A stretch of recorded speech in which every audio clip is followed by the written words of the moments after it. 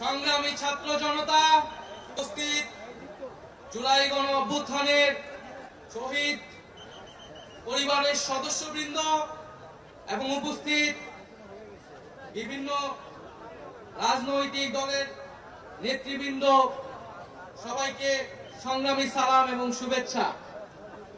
আজকে ঐতিহাসিক মুহূর্তে আমরা অবস্থান করছি এখানে, এবং আজকে এই অবস্থান থেকে আমরা আমাদের যে নতুন রাজনৈতিক দল জাতীয় নাগরিক পার্টির ঘোষণা করেছি। প্রিয় বন্ধুগণ, আজকের এই মঞ্চে দাঁড়িয়ে আমরা কেবল সামনের কথা বলতে চাই। আমরা পিছনের ইতিহাসকে অতিক্রম করে একটি সামনের সম্ভাবনার বাংলাদেশের স্বপ্নের কথা বলতে চাই। সেই স্বপ্নের বাস্তবায়নের লক্ষ্যেই আজকে আমরা এখানে উপস্থিত হয়েছি। জুলাই গণ অভ্যুত্থানে ছাত্র জনতার মধ্য থেকে স্লোগান উঠেছিল, তুমি কে আমি কে, বিকল্প বিকল্প।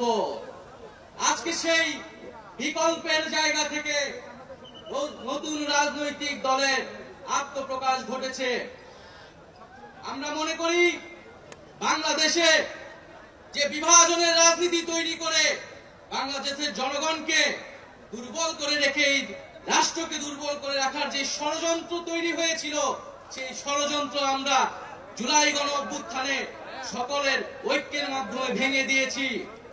আমরা আজকের এই মঞ্চ থেকে শপথ করতে চাই যে বাংলাদেশকে আর কখনোই বিভাজিত করা যাবে না। বাংলাদেশে ভারতপন্থী পাকিস্তানপন্থী কোন রাজনৈতিক ঠাঁই হবে না।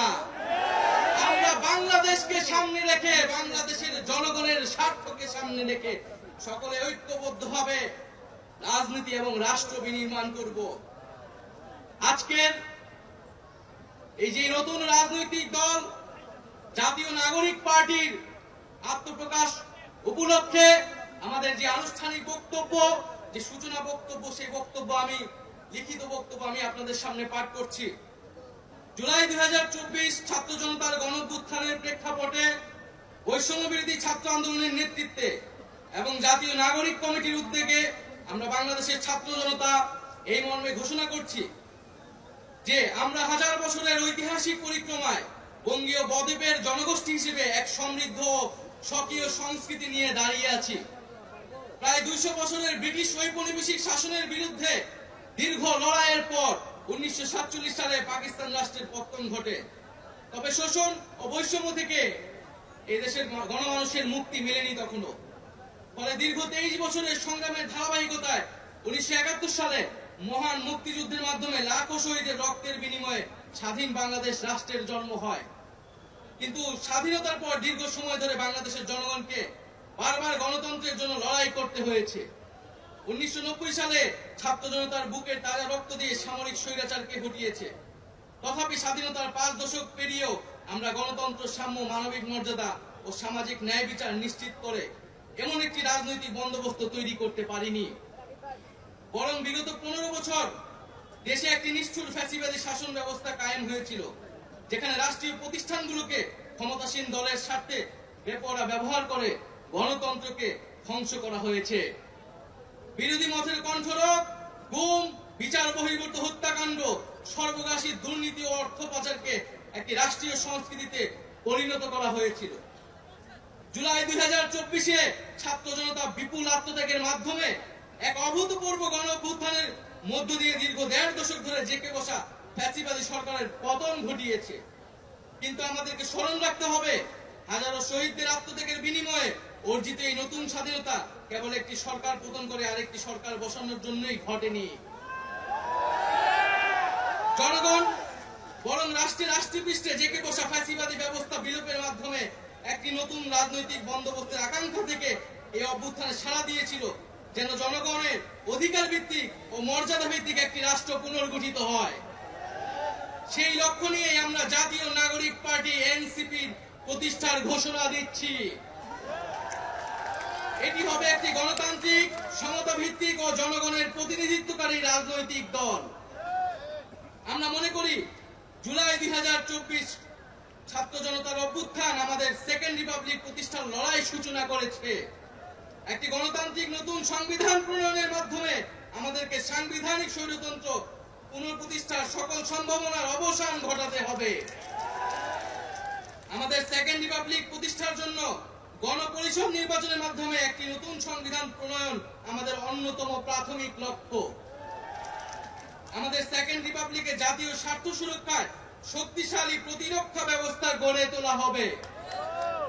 ভেঙে পড়া রাজনৈতিক, সামাজিক, অর্থনৈতিক ও সাংস্কৃতিক প্রতিষ্ঠানগুলো পুনরায় গড়ে তোলা ও তাদের গণতান্ত্রিক চরিত্র রক্ষা করা হবে আমাদের রাজনৈতিক অগ্রাধিকার। এর মধ্য দিয়ে কেবল আমরা একটি পরিপূর্ণ গণতান্ত্রিক রাষ্ট্র হিসেবে আবির্ভূত হতে পারবো। আমরা এমন একটি রাজনৈতিক সংস্কৃতির বিকাশ চাই যেখানে সমাজ ও রাষ্ট্রের সর্বস্তরে বিভেদের বদলে ঐক্য, প্রতিশোধের বদলে ন্যায় বিচার এবং পরিবারতন্ত্রের বদলে মেধা ও যোগ্যতার মানদণ্ড প্রতিষ্ঠিত হবে। আমাদের রাজনীতিতে দুর্নীতি ও স্বজনপ্রীতির কোনো স্থান হবে না। আমাদের সেকেন্ড রিপাবলিকের সমাজের পিছিয়ে পড়া জনগোষ্ঠীর কণ্ঠস্বরকে মূলধারায় তুলে আনা হবে। আমাদের রিপাবলিকের সাধারণ মানুষ, একমাত্র সাধারণ মানুষই হবে ক্ষমতার সর্বময় উৎস। তাদের সকল ধরনের গণতান্ত্রিক ও মৌলিক অধিকারের শক্তিশালী সুরক্ষাই হবে আমাদের রাজনীতির মূল মন্ত্র। আমরা রাষ্ট্রে বিদ্যমান জাতিগত, সামাজিক, লিঙ্গীয়, ধর্মীয় আর সাংস্কৃতিক মূল্যবোধ ও বৈচিত্র্য রক্ষার মাধ্যমে একটি বৈচিত্র্যপূর্ণ ও সমৃদ্ধ সমাজ বিনির্মাণ করতে চাই। আমাদের রিপাবলিক সকল নাগরিককে দারিদ্র্য, বৈষম্য ও ক্ষমতার অপব্যবহার থেকে শক্তিশালী সুরক্ষা প্রদান করবে। আমাদের সেকেন্ড রিপাবলিকে বাংলাদেশের জনগোষ্ঠীর কোনো অংশকে অপরায়ণ করা হবে না, বরং রাষ্ট্রের প্রতিটি নাগরিককে সমান গুরুত্ব প্রদান ও সর্বোচ্চ সবার নিরাপত্তা নিশ্চিত করা হবে।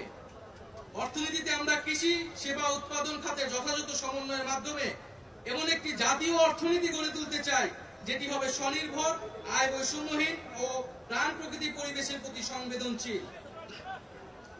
আমাদের অর্থনীতিতে সম্পদ একটি নির্দিষ্ট গোষ্ঠীর হাতে পুঞ্জীবিত হবে না, বরং সম্পদের সুষম পুনর্বণ্টন হবে আমাদের অর্থনীতির মূল মন্ত্র। আমরা বেসরকারি খাতের সিন্ডিকেট ও গোষ্ঠী স্বার্থ নিয়ন্ত্রণে দৃঢ় পদক্ষেপ গ্রহণের মাধ্যমে ভোক্তা ও জনস্বার্থ সংরক্ষণ করব।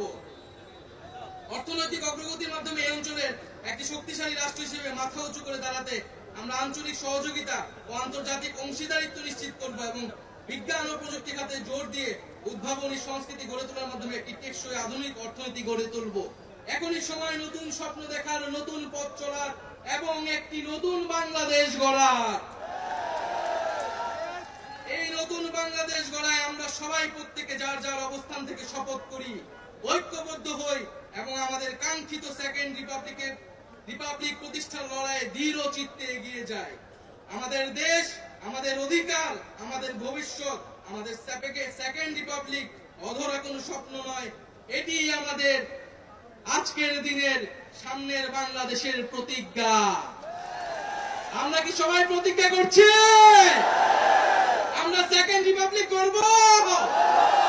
এই ইনকিলাব, ইনকিলাব, ইনকিলাব, ইনকিলাব, ক্ষমতা না জনতা, ইয়াপস না সংগ্রাম, দালালি না রাজপথ, ক্ষমতা না জনতা, ইয়াপস না সংগ্রাম, দালালি না রাজপথ। আজকে যারা বিভিন্ন রাজনৈতিক দলের নেতৃবৃন্দ এসেছেন তাদেরকে আন্তরিকভাবে ধন্যবাদ জানাচ্ছি। যে সকল কূটনৈতিক বৃন্দ এবং সুশীল সমাজের বৃন্দ, শহীদ পরিবারের সদস্যবৃন্দ, সারা দেশ থেকে আগত ছাত্র জনতা, সকলকে ধন্যবাদ জানাচ্ছি।